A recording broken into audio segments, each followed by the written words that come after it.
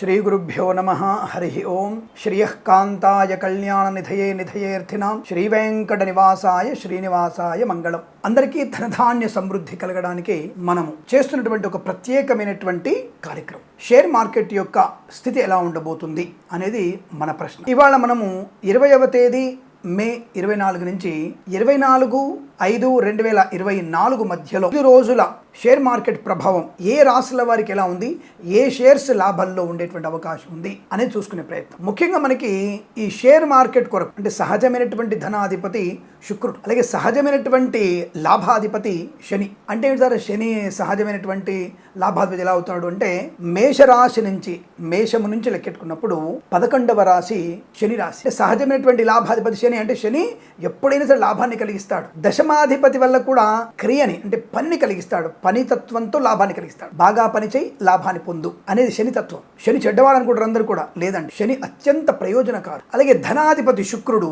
వెంపర్లాడకు తొందరపడకు అని చెప్పే తత్వం. అందులో సప్తమాధిపతి సహజ సప్తమాధిపతి కూడా అవుతాడు. ఈ శుక్రుడు వల్ల ఏమవుతుంది, ఇతరుల యొక్క పెద్దవారి యొక్క నీ స్థాయి లాంటి వాళ్లతో సమాలోచనలు చేయి, అప్పుడు ధనయోగాన్ని పొందుకు అని చెప్పేటువంటి తత్వం కూడా మనకి రాశిచక్రంలో కనపడుతోంది. కాబట్టి మనము శుక్రుడు అనేవాడు అవతలి వాళ్ళని ఆకర్షించే తత్వం.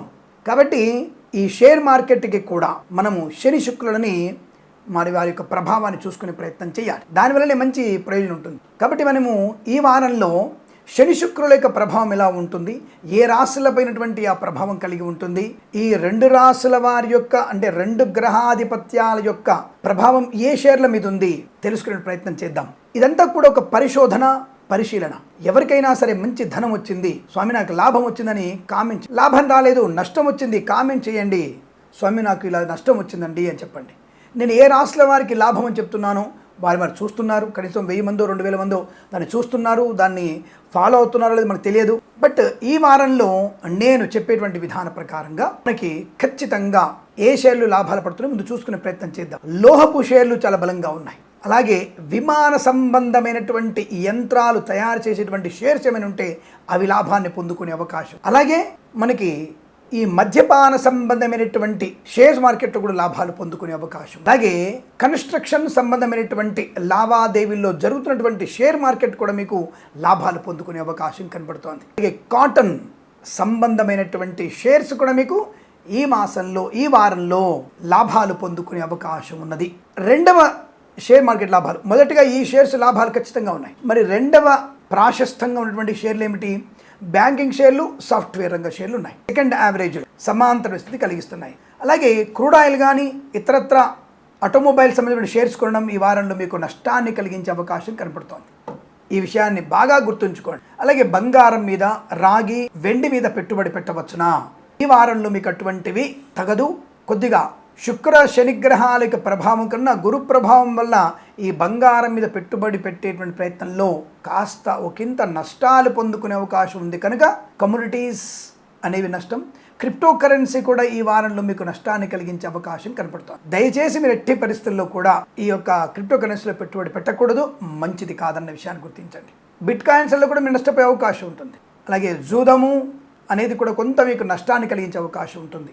సరే, ఈ షేర్స్ లాభాలు పొందుకుంటారు, ఈ షేర్స్ నష్టాన్ని పొందుకుంటారని చెప్పాం. అలాగే మరి ఇప్పుడు ఏ రాశుల వారికి అనుకూలంగా ఉంది అనేది ముఖ్యమైనటువంటి అంశం. ఇక్కడ నేను తప్పనిసరిగా మీకు ఏదైనా సరే నేను నక్షత్రము, రాశి యొక్క ప్రభావము, నవాంశ స్థితి, అష్టక వర్గం అంటే చాలామంది జ్యోతిష్కులకి యొక్క ఉత్సాహం ఉంటుంది, ఒక ఉత్సుకత. అసలు ఎలా చెప్తున్నాడు ఈయన అంటే ఈ అష్టక వర్గ ద్వారా లాభంలో, ద్వితీయంలో, అష్టమంలో ఎన్ని బిందువులు వచ్చాయి, నవాంశలో ద్వితీయ లాభ అష్టమాధిపతి ఏ నవాంశను పొందుకున్నాడు అనేది చాలా ఖచ్చితంగా చూడాలి. దానివల్లనే మనకి సంపూర్ణమైనటువంటి ఫలితాలు పొందుకునే అవకాశం ఉంటుంది. మరి ఈ వారంలో ఆకస్మికమైనటువంటి ధనప్రాప్తి పొందుకునేటువంటి రాశులేవి, దానికంటే ముందు నేను నెగిటివ్ రాశులు ఏమని చెప్తాను మీకు. అంటే ఏ రాశి వారికి నష్టం కలగబోతుంది అనేది చెప్పబోతున్నా. చాలా జాగ్రత్తగా వినండి. అనవసరంగా మీరు తప్పుడు కామెంట్ చేయకూడదు. చెప్పావులే గొప్ప, మళ్ళీ చెప్తున్నా నేను, ఏ శాస్త్రమైనా చదువుకుంటేనే తెలుస్తుంది. నువ్వు కెమిస్ట్రీ ఉన్నావు, నువ్వు ఫిజిషియన్ ఉన్నావు, నీ చదువులో నువ్వు పరిశుద్ధంగా పరిపూర్ణంగా చదువుకోగలిగేటువంటి అవకాశం ఉంది కాబట్టి చదువుకున్నావు, దాంట్లో నిష్ణాతులు కాగలిగారు, మీరు పిహెచ్డి చేశారు, ఏదైనా చేశారు. అలాగే మా శాస్త్రంలో కూడా, జ్యోతిష శాస్త్రంలో కూడా నిరంతర పరిశోధన, గ్రహాలకి గమనము, కాంతి, షట్చక్రాలు, షోడశ బలము, షడ్బలము, అలాగే షష్ట్యంశాలు చెక్ చేయడము, ఇవన్నిటి చెక్ చేస్తాం. అష్టగవర్గ ఏంటి, భచక్రం ఏంటి, ఇవన్నీ కూడా చూడాలి. ఆ శాస్త్రం మేము చదువుకోవడం వల్ల, దాంట్లో పరిశోధన చేయడం వల్ల మాకు డాక్టరేట్ ఇస్తారు. ఇవ్వకూడదు ఎందుకుంటారు? నీ పరిశోధనలో నువ్వు 2 రసాలు కలిపితే, కెమికల్ కలిపితే మీకు ఇది వచ్చింది కాబట్టి నీకు డాక్టరేట్ వచ్చినప్పుడు, నా శాస్త్రంలో గురుడి యొక్క స్థితిని, సారూప్యతని, శుక్రుని యొక్క గ్రహ ప్రభావాన్ని తెలుసుకునేటువంటి తత్వంలో నాకెందుకు పిహెచ్డి ఇవ్వరు? శాస్త్రంలో పరిజ్ఞానాన్ని పొందుకున్న వాడికి డాక్టరేట్ ఇస్తాడు, పరిశోధన చేసిన వాడు డాక్టరేట్ ఇస్తారు. ఆ మధ్య ఒక ఆయన చెప్తుంటాడు, వీళ్ళకి డాక్టరేట్ ఎవరు ఇస్తున్నారు నాకు అర్థం కావట్లేదు, అసలు బిరుదులు ఎవరు ఇస్తారు అర్థం కావట్లేదు. బిరుదులు ఇవ్వడం అనేది 10 మందికి మన నుంచి మంచి జరిగినప్పుడు ఆ మంచి వ్యక్తులు మంచివాడు అన్నటువంటి బిరుదు ఎలా ఇస్తున్నారో అటువంటి మంచి వాళ్ళందరూ కలిసి మాకు ఒక బిరుదుని అంటగడతారు. అది మంచి బిరుదే. అలాంటి బిరుదులకి మేము అర్హులమే, అలాంటి డాక్టరేట్కి మేము అర్హులమే. కాబట్టి ఎవరి విద్య వారిది. పరిశోధన చేయండి, చదువుకోండి, ఇంకా చదవండి. జ్యోతిశాస్త్రం అనేది సముద్రం లాంటిది, చదువుతూనే ఉండాలి. మేము చదివింది ఒక స్పూనుడు, దాంతోనే ఇన్ని విషయాలు, ఇంకా పరిశోధన చేస్తే ఇంకెన్ని విషయాలు తెలుస్తాయి. సరే, ఉపోద్ఘాతం ఎక్కువైంది, మరి ఏ రాశుల వారికి బాగాలేదు అన్నటువంటి సంశయంలో మీరు ఉన్నారు కదా.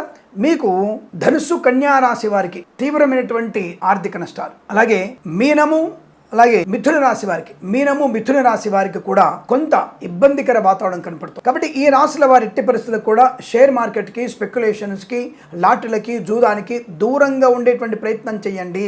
వీరెట్టి పరిస్థితులు అందులో పెట్టుబడి పెట్టకండి, నష్టాన్ని పొందుకునే అవకాశాలు ఉంటాయి. ఇక్కడ చాలా బాగుండే రాశులు ఏమిటి అని అడిగితే మేష, వృషభం, అలాగే మేషము, వృషభము, ధనుసు రాశి వారికి మరియు కుంభరాశి వారు కూడా కొద్దిగా లాభాలు పొందుకునే అవకాశం బలంగా కనబడుతోంది. కాబట్టి ఈ రాశుల వారికి లాభం. సింహరాశి వారికి కూడా 22, 23 తారీఖులో మాత్రమే లాభాలు పొందుకునే అవకాశం సింహరాశి వారికి, మిగతా రోజుల్లో నష్టం వచ్చే అవకాశం కనబడుతోంది. కాబట్టి మీరందరూ కూడా నేను చెప్పినటువంటి రాశుల వారు తప్పకుండా పెట్టుబడులు పెట్టండి, లాభాలు పొందిన అవకాశం ఉంటుంది, దానివల్ల ప్రయోజనం ఉంటుంది, ఆర్థిక లాభాలు పొందుకునే అవకాశం ఉంది. షేర్ మార్కెటింగ్ అనేది మన స్వయం, అలాగే మన దగ్గర వాళ్ళ యొక్క ఆత్మీయ సూచనలు, సలహాలు పాటిస్తూ గత సంవత్సరంగా ఆ షేర్ల మీద నిరంతరమైనటువంటి దృష్టి, ఆ యొక్క షేర్ మార్కెట్ పోకడ, సెన్సెక్స్ ఎలా ఉంది, ఎన్ఎస్సి ఏమిటి, అలాగే నేషనల్ స్టాక్ ఎక్స్చేంజ్ ఎలా ఉంది, ఎన్ఎస్సి ఎలా ఉంది, షేర్ మార్కెట్ ఉంది, సెన్సెక్స్ ఎలా ఉంది అని తెలుసుకునేటువంటి ప్రయత్నం చేయాలి.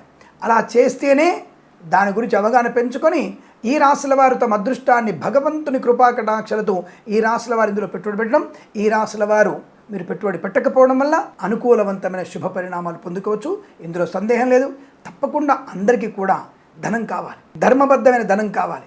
కాబట్టి కేవలం షేర్ మార్కెట్ మీదనే ఆధారపడి నేను డబ్బులు సంపాదించడానికి పూనుకున్నాను చెప్పేసి పొద్దున్నే లేవంగానే ట్రేడింగ్ చేస్తూ దాంట్లో పొద్దున 10,000, రాత్రి 10,000, మధ్యాహ్నం 10,000 అలా పెట్టుకుంటూ కూర్చొని ఉద్యోగాన్ని మానేసి, వ్యాపారాన్ని మానేసి, వృత్తిని మానేసి అందులో పెట్టుబడి మాత్రం అది మంచిది కాదు. షేర్ మార్కెట్లో మీరు జాయిన్ పెట్టుకోండి, డిమాట్ అకౌంట్ ఓపెన్ చేయండి, అందులో పెట్టుబడి పెట్టండి. కానీ నీ వృత్తిని, నీ యొక్క వ్యాపారాన్ని, నీ యొక్క ఉద్యోగాన్ని చేస్తూ అందులో పెట్టుబడి పెట్టి లాభాలు పొందుకోవాలి తప్ప కేవలం దానిని కూర్చొని నేను ముఖేష్ అంబానీ అయిపోతా, టాటా బిర్లా అయిపోతాను, నేను కూడా ధీరుభాయ్ అంబానీ లాగా బ్రహ్మాండంగా ఎదిగిపోతాను. వాళ్ళు ఎంతో పుణ్యం సంపాదించి, ఎన్నో దాన ధర్మాదులు చేసి, ఎంతో అదృష్టాన్ని కూడబెట్టుకొని వారు ప్రపంచంలో ఉన్నతమైనటువంటి ఆర్థికమైనటువంటి స్థాయిలో ఉన్నారు. మనం అవుతాం, కాదని చెప్పట్లా. కానీ శ్రమ, ఏకాగ్రత, బుద్ధి, ధర్మము, వీటి వల్ల ప్రయోజనాన్ని పొందుకునే అవకాశం ఉంటుంది. దానివల్ల మంచి అభివృద్ధి పొందుకోవచ్చును, ఎటువంటి ఇబ్బంది లేదు. బీదవాడు కూడా కోటీశ్వరుడు అయ్యేటువంటి అవకాశాలు ఉంటాయి, బిలియనియర్ అయ్యేటువంటి అవకాశాలు ఉంటాయి. కాబట్టి మీరు దాని గురించి ఏమి కంగారు పడక్కర్లేదు. ప్రయత్నం మానవ లక్షణం. తప్పకుండా మీరు చేయండి. అనుకూలవంతమైన ఆర్థిక ఆనంద ప్రభావాలు, శుభయోగాలు పొందాలని కోరుకుంటూ సర్వేజన సుఖినో భవంతు. ప్రేమతో మీ కిరణ్ శర్మ. ఇటువంటి అనేకమైన మంచి విషయాలు చెప్తున్నాను. దయచేసి మీరు కనీసం ఒక 10 మందినైనా సబ్స్క్రైబ్ చేయించాలి మన ఛానల్ని, షేర్ చేయాలి, లైక్ చేయాలి కదా. వెంటనే చేస్తారని కోరుకుంటూ నమస్కారం.